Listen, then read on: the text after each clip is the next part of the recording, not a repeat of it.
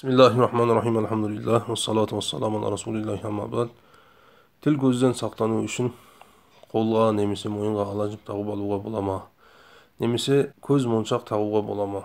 Жалпы пайғамбарымыз саллаллаху алейхи вассаламның келетін хадистеріне көре көз тию хақ. Енді сол көзден сақтану үшін пайғамбарымыздың саллаллаху алейхи вассаламның хадистері мен немесе үйреткен дұғаларымен сақтануымызға міндеттіміз. Енді сол сақтану жолдары қолданатын дұғаларымыз дұрыс болу үшін ғұламаларымыз 3 шарт қойған.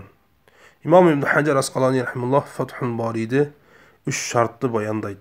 Біріншісі, ол қолданатын дұғаларың немесе тағып алатын тұмарыңыз ол Алла субхану ва тағаланың аятынан, кітабының аятынан немесе пайғамбарымыз саллаллаху алейхи вассаламның үйреткен хадистеріне келген дұғалардан болу керек деп айтады. Екіншісі, ол тұмарда, дұғада күфір, ширк сөздер немесе амалдар болмау керек.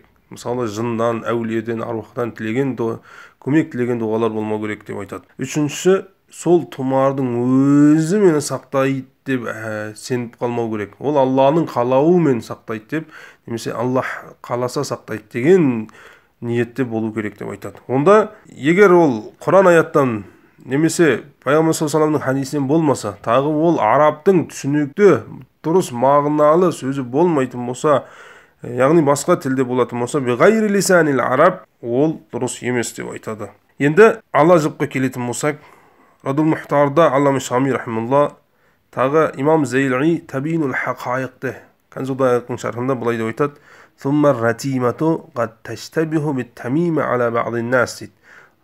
Ратима деген не? "Ва хия хайтун кана юрбату фил унуқ ау фил яд." Ол бір жіп дейді, ратима дейді. Адам дейді мойнына немесе қолына тағып алады. Ол қай кезде? Фил жахилия лидафил мадирра ан анфусихим ала заимихим дейді. Ол дейді ратиманы мойнына немесе қолына тағып алады, өзінен бәлені алыстату үшін дейді. Ол шариғат қайтарды дейді. Уа манхию анху дейді. Ва закара фил худудил иман анху куфр дейді. Егер ратиманы мені бәледен құтқарады деп, яғни ала жіпті тағып алатын болса, ол күфрге алып барады деп айтады. Енді көз моншаққа келетін болсақ, шариғатта оған тамима деп айтады. Радул Мухтарда Бабу Хадр вал Ибахада тағы Ибн Асир өз кітабында былай деп айтады: "Ат-тамаиму жам'у тамима, ва хия харазатун канатил араб туаллигуха ала ауладихим яттақуна биха ал-айн фи замихим фа абталаха ал-ислам" дейді.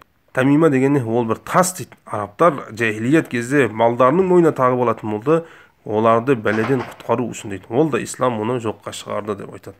Онда ала жіп бола ма, немесе көз моншақ бола ма, оларды егер бәледен құтқарады деп тағатын болса, ол діннен шығарады бауырлар.